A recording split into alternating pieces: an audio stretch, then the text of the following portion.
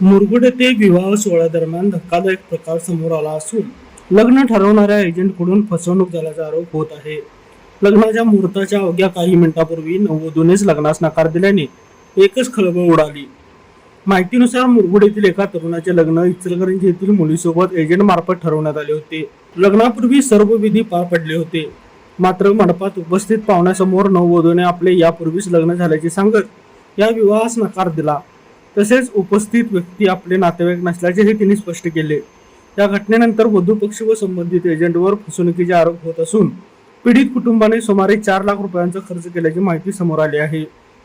संतप्त नातेवाईकांनी मुरगुड पोलीस ठाण्यात धाव घेत तीव्र नाराजी व्यक्त केली आहे. परिस्थिती तणावपूर्ण बनल्याने पोलिसांनी हस्तक्षेप करत जमावाला शांत केले.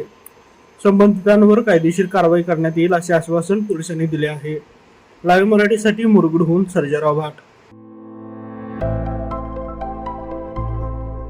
आविष्कार इन्फ्रा तुम्हाला देत आहे विविध लोकेशन्सवर NA प्लॉट्स आणि prime फ्लॅट्सचे projects.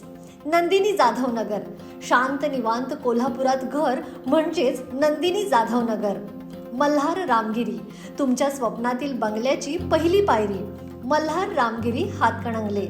Panorama hills Amba, सह्याद्रीच्या कुशीत निसर्गाच्या सानिध्यात तुमचं स्वतःचं फार्म हाऊस.